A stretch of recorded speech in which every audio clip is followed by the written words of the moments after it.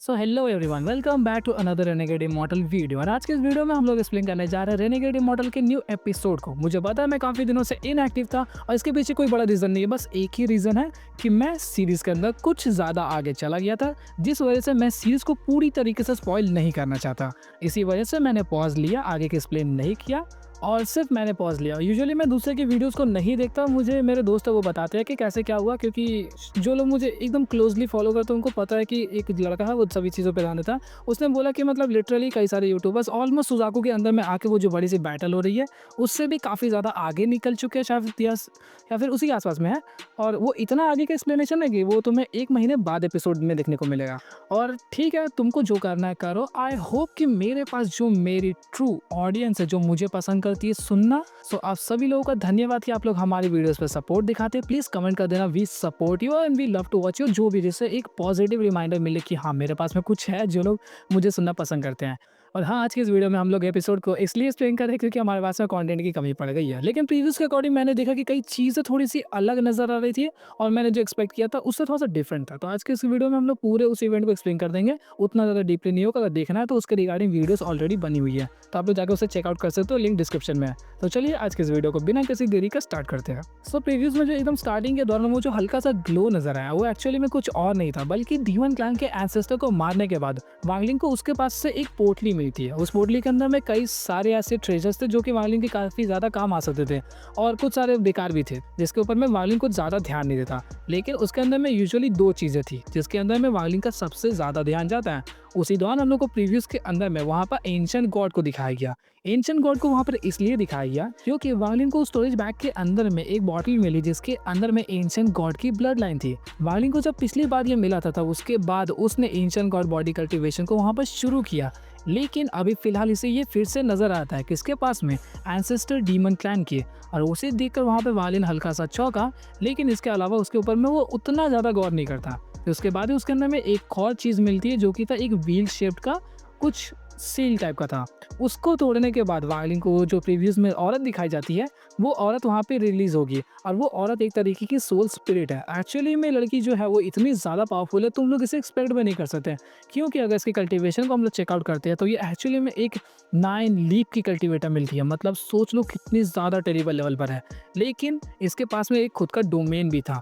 Domain होने का कारण ये था कि एक्चुअली में जो कल्टीवेटर ये पूरी तरीके से रियल फॉर्म में नहीं है, बल्कि वो जो 9 लीफ शैमन या फिर 9 लीफ का जो भी कल्टीवेटर था, जब वो वहाँ पर मरा होगा तो उसकी बॉडी से एक सोल स्प्लिट हो गई होगी और वही सोल अभी यहाँ पर अलग हो गई है और ये लड़की के रूप में हमें नज़र आ रही है। ये जो लड़की है ऑफ कोर्स बहुत ज़्यादा टेरिबली पावरफुल नहीं है, क्योंकि ये जो सोल स्प्लिट है इसकी कल्टीवेशन सिर्फ और सिर्फ शायद से कोर फॉर्मेशन के पास में है। और तो और कोर फॉर्मेशन पर होने के बावजूद भी इसके पास में डोमेन था। इसका रीज़न बस एक ही था कि ये किसी पावरफुल कल्टीवेटर का एक स्प्लिट ऑफ है। इसके साथ साथ इसके पास में दो एबिलिटीज़ नज़र आती है जो कि था चार्म और लस्ट। और इसके पास लिटरली इतनी ज़्यादा पावरफुल चार्म अटैक है, ये किसी भी सोल को मोहित कर सकती है। मतलब बस तुम सोच लो कि लौंडे के सामने में एक सुंदर सी सोल आ जाए, इतनी ज़्यादा हॉट और ब्यूटीफुल, और उसके पास में चार्म अटैक हो, ऊपर से लस्टफुल, तो तुम लोग सोच सकते हो कि कौन लौंडा नहीं पिघलेगा। यहाँ तक कि इसने एक टाइम के लिए डीमन क्लाइंट के एंसेस्टर को उसके साथ साथ अभी हाल फिलहाल में वायलिन के ऊपर में भी हल्का सा जादू कर दिया था। लेकिन वायलिन के ऊपर में उतना ज़्यादा काम नहीं करता, क्योंकि वायलिन अभी तक पूरे 500 सालों की कल्टीवेशन के अंदर में किसी भी लड़की की तरफ उतना अट्रैक्ट नहीं हुआ फिजिकली। मतलब लीमुवन है वहाँ पर, लेकिन अभी तक लीमुवन के साथ में फिजिकली वो अट्रैक्ट नहीं हुआ, जिस वजह से यहाँ पर अभी भी वायलिन के ऊपर में ये जो चार्म अटैक या फिर लस्ट अटैक था उतना काम नहीं करता। इस लड़की से पूछने पर ये कुछ ज़्यादा तो नहीं बता पाती, लेकिन बस ये इतना बताती है कि मेरा नाम मेज जी है। इस बात को सुनने के बाद वांगलिन उसके ऊपर में कंट्रोल करने का ट्राई करता है, क्योंकि ऑफकोर्स वो लड़की निकलती वांगलिन को भी काबू करने का ट्राई करी। तो उसी दौरान वांगलिन ने कई सारे सोल्स को निकाला, जिसके अंदर में ली वन फंग का भी सोल था। लेकिन वो सभी के सभी सोल्स उसके ऊपर में हमला नहीं करते, बल्कि मोहित हो जाते हैं, उल्टा वांगलिन की तरफ ही हमला कर देते हैं। और सच में इस लड़की का चार्म अटैक इतना ज़्यादा पावरफुल था कि एक टाइम के लिए शू ली गुओ भी मुड़ चुका था वांगलिन की तरफ हमला करने के लिए। लेकिन कितना भी चार्म अटैक हो, वांगलिन की नज़रों के सामने में कुछ भी लस्ट वस्ट काम नहीं करता। उसे देखकर ही वो वहाँ पर रुक जाता है। ली वन फंग का भी सोल उसके ऊपर में हमला नहीं करता, लेकिन वो जो छोटे मोटे सोल्स थे जिनके पास में भेजा नहीं था, वो लोग लड़ने आते हैं। लेकिन वांगलिन उन सभी को हरा देता है। हराने के साथ साथ सभी के सभी सोल्स को भी ऑब्जॉर्व कर लिया और तो और अपने सोल फ्लैग की मदद से मेजी के भी सोल को उसने अब्ज़ॉर्ब कर लिया, जिसके बाद उसके रिगार्डिंग ज़्यादा डिस्क्रिप्शन नहीं दिखाया था। इसके बाद ही वहाँ पर जो हम लोगों को एक लड़की दिखाई गई, वो ऑफ़ कोर्स कोई और नहीं थी बल्कि ज़ोरू थी। उसके साथ-साथ में वहाँ पे वो जो औरत नज़र आई है, वो उसे कौन नहीं जानता, सभी जानते हैं, ली मुआन थी वो। और इस सिचुएशन के दौरान काफ़ी लंबा-चौड़ा पार्ट है। मैंने उसके रिगार्डिंग 2 वीडियोज़ ऑलमोस्ट शायद से बनाई हैं, लेकिन उसके अंदर में मैंने पूरी डिटेल में बताया कि आखिर क्या हुआ, क्या नहीं। और लिटरली वो जो पार्ट है ना, वो पूरा रुला देने वाला है। मुझे पता है कि डोंगर्स के अंदर में उतना डिटेल या फिर डेप्थ्स में नहीं जाने वाले, क्योंकि मेजी के सोल को जैसे वो पूरी तरीके से अब्ज़ॉर्ब कर लेगा, उसके बाद में वहाँ पे ज़ोरू को वो बाहर निकलता है। ज़ोरू बाहर निकलते ही उसके साथ में काफ़ी सारी बातचीत होती है, और उसी बातचीत के दौरान वहाँ पे ज़ोरू कहती है कि मेरी बॉडी के अंदर में एक दीदी की सोल है, जो कि धीरे-धीरे बड़ी हो रही है, और वो दीदी बार-बार मेरे सपने में आती है, वो भी आपके साथ। इस बात को सुनकर वांग ली वहाँ पे बहुत ज़्यादा घबरा जाता है। इनफैक्ट वो वहाँ पे कुछ भी कर नहीं पा रहा था। ज़ोरू इतनी ज़्यादा डरी हुई थी कि वो उसे बार-बार कह रही थी कि मैं एक मॉन्स्टर हूँ, क्या मैं कुछ समय बाद मर जाऊँगी? प्लीज़ मुझे बचा लीजिए अंकल। साथ ही साथ वो वांग ली को यह भी कह रही थी कि प्लीज़ मेरी बॉडी के अंदर वो जो दीदी का छोटा-सा सोल है, उसे भी निकाल दीजिए। इस दौरान वांग ली इतना ज़्यादा घबरा गया था कि वो पूरा थरथरा रहा था वहाँ पर। इस चीज़ के रिगार्डिंग इस वीडियो के अंदर में तुम लोग डिटेल्स में चेकआउट कर सकते हो, लेकिन वांग ली जैसे-तैसे करके इस मामले को ठंडा कर देता है। इसी दौरान वो लोग जाते हैं, एक और न्यू पेट को पकड़ के लाते हैं, जो कि पर्पल कलर का था। और इस दौरान तक वो जो ज़ोरू की बॉडी के अंदर ली मुआन की ड्रीम्स आते थे, वो और भी ज़्यादा बढ़ गए, और उसकी जो हालत थी वो डे बाय डे और भी ज़्यादा ख़राब होने लगी। इस दौरान उसने तकरीबन इन 5 सालों के बीच इतने गहरे-गहरे डायलॉग्स मारे, जो कि अंदर से मतलब अभी भी वो दर्द महसूस होता है। इनफैक्ट इस सिचुएशन के दौरान वांग ली खुद इतना ज़्यादा ट्रॉमेटाइज़ हो गया था कि वो समझ नहीं पा रहा था कि वो करे क्या? इसके पीछे सिर्फ़ और सिर्फ़ एक सेवरल रीज़न था कि जब तक वांग ली ने ली मुआन की सोल को उस बच्ची के अंदर में ट्रांसफ़र किया था, उस दौरान तक उस बच्ची ने खुद का एक सोल को क्रिएट कर दिया था, जो कि कोई और नहीं बल्कि ज़ोरू थी। और वांग ली को ऐसा लग रहा था कि अगर ये ली मुआन है, मतलब ज़ोरू ही ली मुआन है, तो आखिर वो खुद को क्यों रिजेक्ट कर रही है? बाद में उसे पता चलता है कि वो हेवनली डाओ के साथ लड़ने में इतना ज़्यादा इन्वॉल्व हो गया था कि वो एक टाइम के लिए पूरी तरीके से चेक नहीं कर पाया कि उस बॉडी के अंदर में खुद की सोल है या फिर नहीं है, और उसने ट्रांसफ़र कर दिया, जिस वजह से अभी इतनी सारी प्रॉब्लम्स हो रही थी। इसी दौरान यहाँ पे ज़ोरू कई बार सोचती है, और धीरे-धीरे जैसे-जैसे बड़ी होती जाती है, वो समझ जाती है कि एक्चुअली में वांग ली कभी भी उसे पसंद नहीं करता था। उसने वांग ली को हमेशा से अपनी फैमिली के रूप में माना, और वो चाहती थी कि वांग ली एक टाइम के लिए उसे देखे। मतलब जितनी बार भी वांग ली ज़ोरू की तरफ में देखता था, वो किसके बारे में सोचता था? ली मुआन के बारे में। क्यों? क्योंकि इन फ्यूचर चल के ली मुआन उसी बॉडी के अंदर आने वाली है, और उसका जो देख-रेख था वो ज़ोरू के लिए नहीं बल्कि उस बॉडी के लिए था, ताकि ली मुआन उसके अंदर में ठीक तरीके से रीजनरेट हो सके। और इस बात का गिल्ट वांग ली को अब जाके होता कि उसने लिटरली हज़ारों लाखों कल्टीवेटर्स को मारा होगा, लेकिन कभी भी वो मॉन्स्टर नहीं कहलाया। और अगर इस लड़की की ज़िंदगी यहाँ पर बर्बाद हो गई, तो उसे मॉन्स्टर माना जाएगा। और वांग ली इतना ज़्यादा वहाँ पे गिल्ट फील कर रहा था कि वो वहाँ पर ली मुआन को सोच रहा था, याद कर रहा था कि अगर वानर यहाँ पर होती तो किसे बचाती, ली मुआन को या फिर ज़ोरू को। इस सिचुएशन के दौरान वहाँ पे वांग ली बिल्कुल नहीं समझ पाता कि वो क्या करे। तभी 1 साल बचा हुआ था हेवनली दाव को आने में, और जैसे ही कुछ महीने बीतते हैं, तो उसी दौरान वहाँ पे लिटिल व्हाइट अचानक गायब हो गया। एक्चुअली में लिटिल व्हाइट यहाँ पे इस जगह को छोड़ के जा चुका था, क्योंकि जब वो इन सभी सिचुएशंस को देखता है कि ज़ोरू इतनी ज़्यादा प्रॉब्लम्स में, इतनी ज़्यादा दुःख में, तो वो इस चीज़ को नहीं देख पाता। क्यों?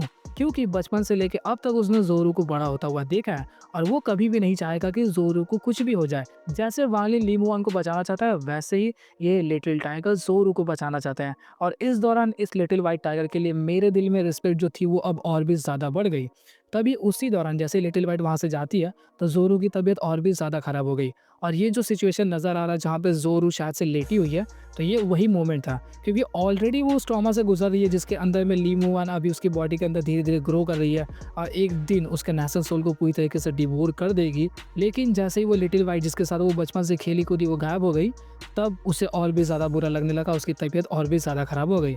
बट वो काफ़ी ज़्यादा खुश थी, क्योंकि लिटिल व्हाइट फाइनली फ्री था। धीरे-धीरे करके जैसे वो रिकवर करती है, तो एक दिन लिटिल व्हाइट वापस आ जाता है, और भाई सच में बहुत दिल जीतने वाला काम था।